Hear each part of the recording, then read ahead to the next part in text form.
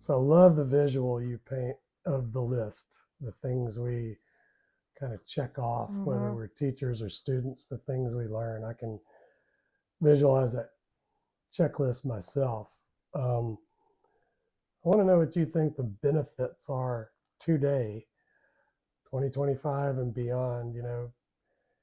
You and your life's work and our collaborative work, two of us and our teams, we're trying to tell different stories that are centered differently to capture authentic experiences and emotions and not impress kind of a majority or historic narrative on anybody, but really allow new things, new Yeah. concepts to breathe. What would you say the benefits are of what we do? Yeah. I mean, I think history doesn't happen in a vacuum, and stories don't happen in a vacuum, and one story is not important than another. And so often, this is what you have to do, right? You kind of have to, in education, you kind of have to pick maybe the people who had the largest impact, right? Which is why we know about Thomas Jefferson and we don't necessarily learn. Now we do, but when I was in school, we didn't learn as much about Alexander Hamilton. And you don't learn about what maybe Betsy Ross, besides sewing the flag, you don't learn as much about her. You learn about the people who have the largest impact. But the reality is that everyone has an impact. Everybody does. Things don't happen in a vacuum. And over history, people don't change all that much, right? Wars have been fought from the beginning of time for love, jealousy, greed. They're human emotions, and human emotions have stayed consistent. And I always talk about when working in the public history space, or I always talk about the fact that people have always been people. People from 200 years ago, 300 years ago, 1,000 years ago, they're just like us. They're just living in a different time.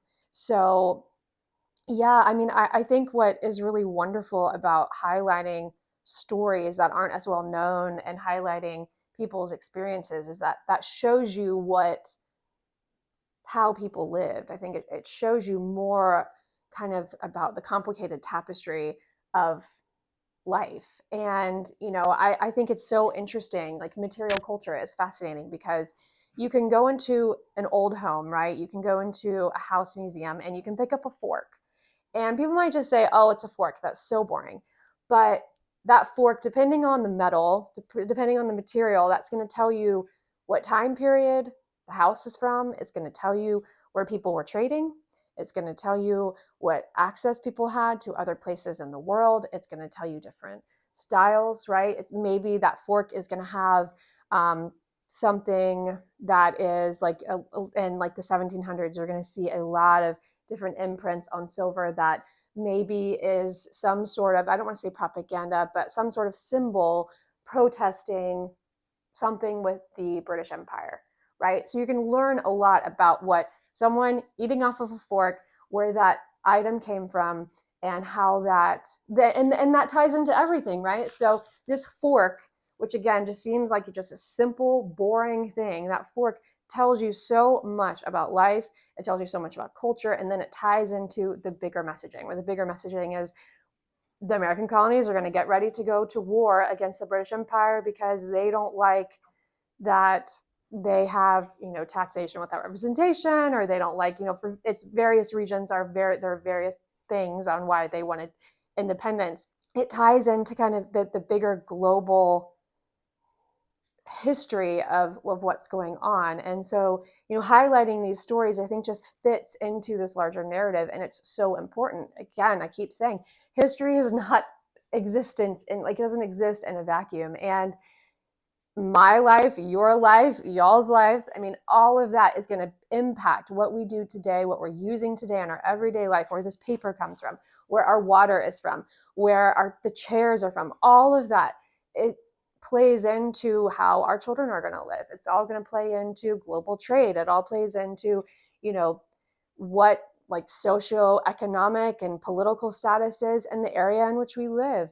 And so I just think that highlighting what I would say, I don't even want to say it, but the little stuff, these little stories, these little snippets, I think shows so much about how your everyday life is impacted by really big stuff. I think often about, my grandfather grew up in the Great Depression. He fought in World War II, and his parents, obviously were alive during World War One. And I think often when I was growing up, I was just like, oh my gosh, like you lived through some of the most impactful, influential kind of crises in the 20th century.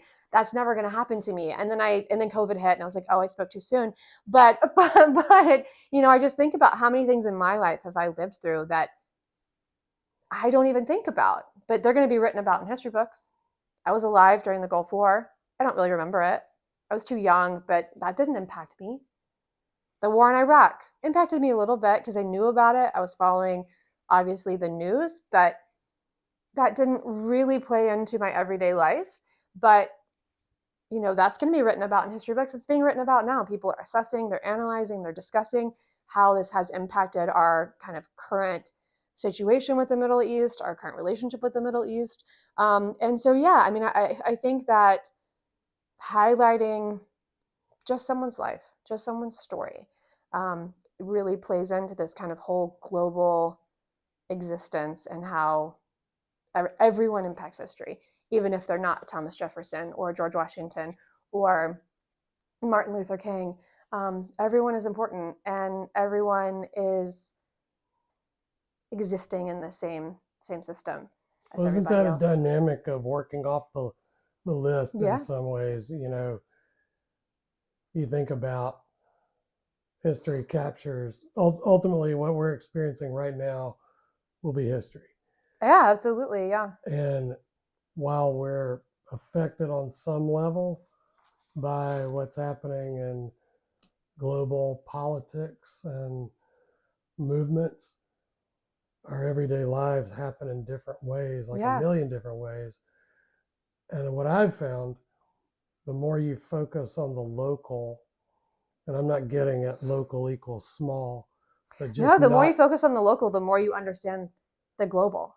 right. And Yeah. so, in some of our recent work, we interviewed the grandson of uh, a remarkable couple who operated a entrepreneurial hub in the Black community in a small town here in the North Carolina Yeah. Triangle region. And this was like really into Jim Crow. So we have kind of our big kind of, and I grew up studying about Jim Crow in Mississippi and all the stuff. There were gigantic codes about what Black people could and could not do, and we all know about water fountains and toilets and all that. Movie theaters where you guys are in the balcony, the white people are down low. And that stuff that we learn about that happened at that level still did not affect them every day. Yeah. They still did vibrant. They were contributing not only to their families' well-being, but societies. And like this one family we studied, this gentleman had led a construction company that built a lot of the buildings that are still around and helped form multiple businesses on this basically what, a 2-block corridor. Yeah. And his wife, an Ivy League graduate, Yeah. was the financial wizard. Like Yeah. just learning about them unlocked a lot in my head. What do you think that does for people? I think it adds life to a fact, right? So you're in school, you're reading a book, and you read about integration or segregation laws, you read about Jim Crow, you read about black codes, you read about that. But it's really hard to understand what that looks like or what that means.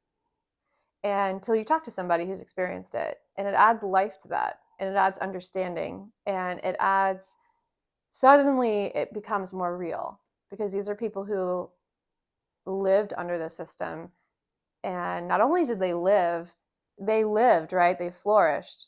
This is a system that was built to keep people down. It was a system that was built to keep people in what white culture considered to be their place, right?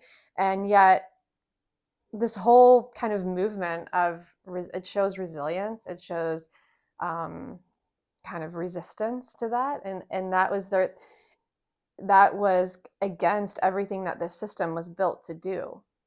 People are still living their lives.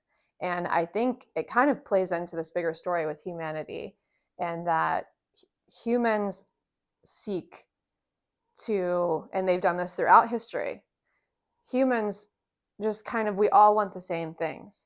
We all want freedom, we all want love, we, in whatever form that looks like, right? Maybe it's love of a family, love of a spouse, love of a partner, love of a pet, love of a friend.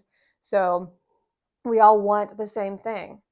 And you see this throughout history in all walks of life. I mean, I'm specifically talking about the South, but you see this everywhere. You see this in Mesopotamia. You see this in Europe. You see this in ancient China, where, the people are seeking the same stuff, and they will do anything that they can to do that. And those stories, again, it adds life into really, kind of, I don't want to say like, a basic fact or kind of a stagnant thing, right? Because I think often of, a 12-year-old kid who's reading through, if you look at so often people think of like the bullet points of the civil rights movement. They look at the bullet points of what Jim Crow did. And you can look at a primary source, you can look at the laws itself, and it's just like listed out. They can't do this, you can't do this, you can't do that. And yet then you talk to someone who's just like, this is how I lived it, this is how I experienced it. And suddenly those bullet points, that law, that paper becomes something else completely. And then I think people often then think about how, laws today, how does that impact them? How are you living through that? How are you living your life through something that on paper might just read as a bullet point, or, this or that? And how has that shaped you as a person?